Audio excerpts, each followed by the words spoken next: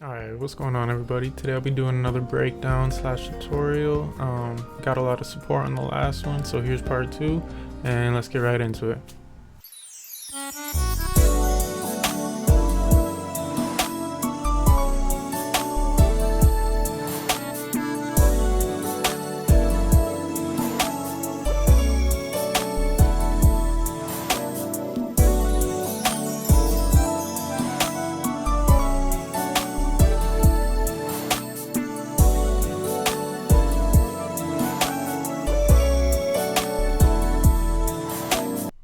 Alright, first sound we got here is the MK Sensation TX816 EP. I'll play the MIDI.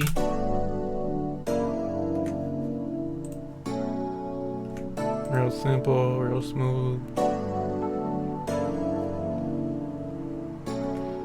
And let's see, I always like to just layer the chords. So I got this Water EP from JB1080. Added a couple more notes, but same thing. And then, when you have the chords, I always like to layer at least 2, but no more than like 3 layers. Like you see, these are all the same. I like to put a pad behind it, and it's just real ambient, nice. Chime pad, JB1080. You already know. And then yeah, I actually had this melody like in my head before I even started making the beat, but I'm gonna play these 2 sounds together. So let's see.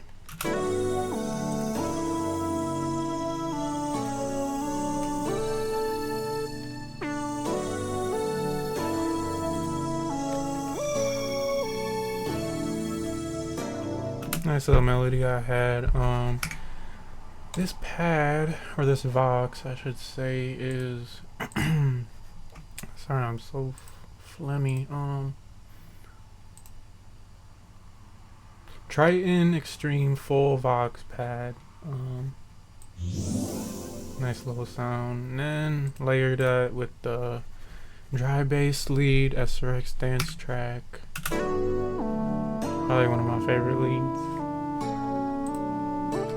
I always kind of mess with like all the effects and stuff. Mainly when I'm mixing. I just take a little bit of low end out, or take most of the low end out, take a little bit of mid out, and then put the high up a little bit. For people like unfamiliar, the high end is like, I can't explain it, but when you put the high end up, it makes it more like clear, I guess. But if you put it up too high, then it's gonna be really like hissy and sharp. But that's basically what it does. It brings out like the sharpness and the clarity of it. But if it's too clear, then you're gonna get a lot of that like hissing. But the mid kind of takes out more of like the man, I wish I could explain this better. It just takes out the bulk of it. So if there's something that's really kind of interfering with the mix, it's usually in the mid. Like, that's where most of it is. But the low end, that's like for bass and stuff. If you're trying to really let the bass hit or sound good, and you want to take the low end out of your melodies, especially on this piano. Like, I'll even do 2 EQs on it. Well, 3, I guess. Just so the drums and the bass can really cut through. But yeah. Alright, enough about mixing though. I honestly still suck at mixing, so don't listen to me. But we got a few more sounds here. Nice bell.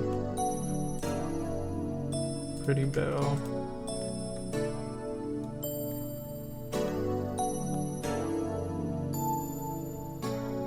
And I know I always say it's simple, but I mean, once you look at it like this, I mean, it always looks simple. But when I'm, cooking up, over time you just kind of develop like a formula, or like I don't know what the right word is, but I pretty much do the same thing every time, or it just goes off. Like, as long as there's a good chord progression, like when you're making R&B, as long as you follow this kind of method or whatever, then you're gonna get a pretty decent outcome. But yeah, piano, bells, leads, whatever. And we got, I believe, the guitar. There's oh, and the piano, yeah.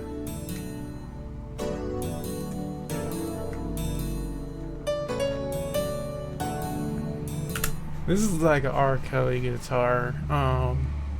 Just super simple, 2 notes.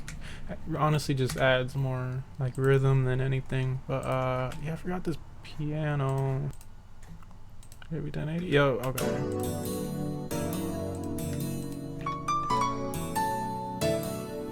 And when it comes to like playing the sounds, if it's something super simple, it's easier to just click it in. But if I like, sometimes it's easier to come up with the melody like actually on the keyboard, but it all just depends really. People always like to argue about stuff like that, but honestly, like, if you can make something good just from clicking it in, like some of the best songs I've ever heard or beats I've ever heard, you know, they don't know how to play instruments and shit. Like, so I'm not really I'm not gonna tell you you need to learn keys and stuff, but you know, because I still click in most of everything. But yeah. All right, then we got just a basic string. I'll be having so many sounds, I just forget what I even use. But yeah, that string, Yamaha PSR S900 string, one of my favorite banks. Okay, then we got one last sound in the melody. You know, it's not always like the more the better, but if you can like put a lot of sounds and make something really melodic, then, you know, go for it. But, you know, you definitely don't need this many sounds in a beat, like, but that's just how I like to do it. But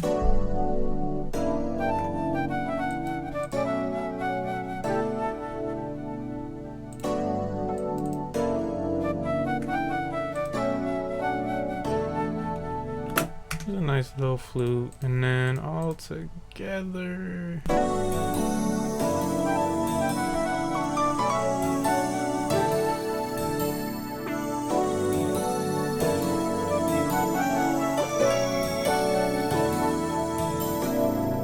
Alright, then for the drums, I never know how to like really explain.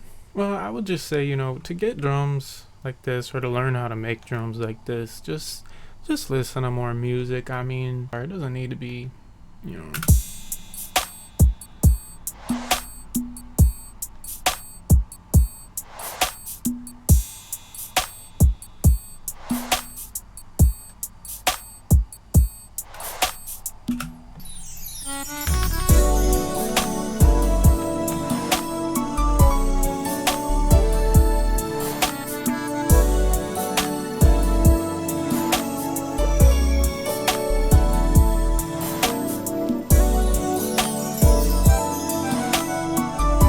But yeah, that's pretty much it for that.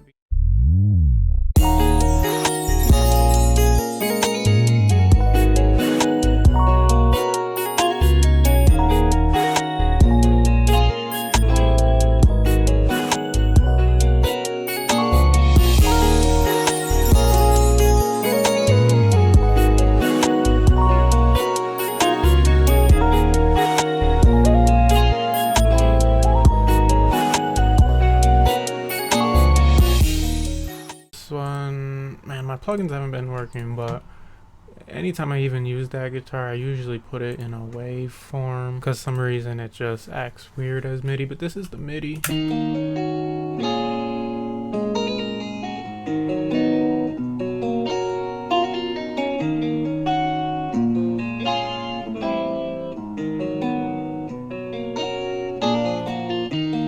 Yeah, most of that I just played out on my keyboard, and then I'll just tweak it however I need to. But yeah, Ample Guitar SH. I think it's the same one I used in the last video. I can't remember the preset, but they're all pretty good. Some Rhodes, nice Rhodes. I don't know if you guys can see that. Timeful EP.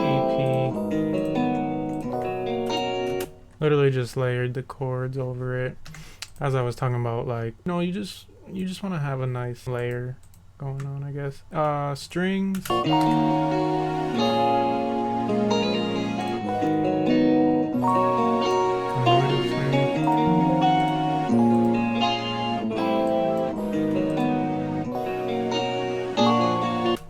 Pretty nice. Always, we got the bell.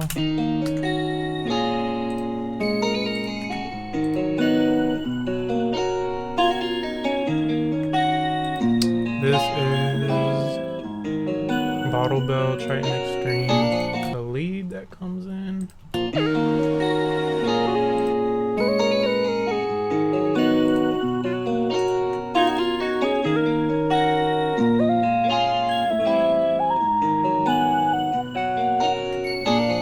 Another guitar I put in here from JV1080. Let me mute these.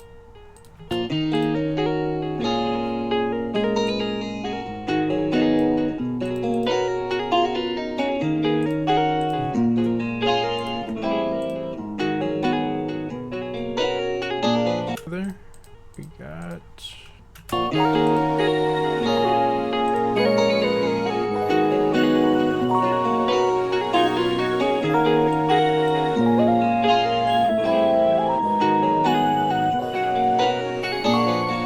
And let me show you the drums. And go.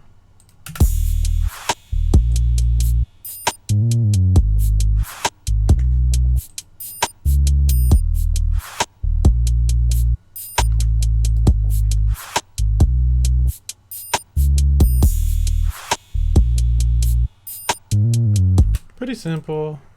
Again, I don't really even know how I come up with these. It's all just really like a feeling thing, but then all together is what we got.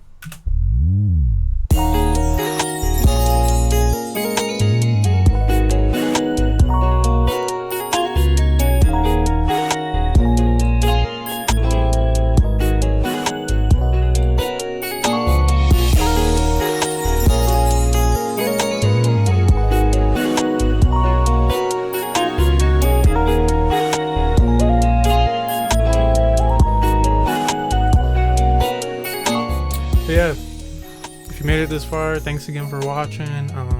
If you got any more beats you want to request for me to do, then just let me know in the comments.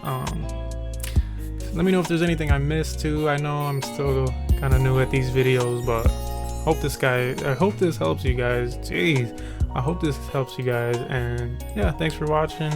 I'll see you guys next time.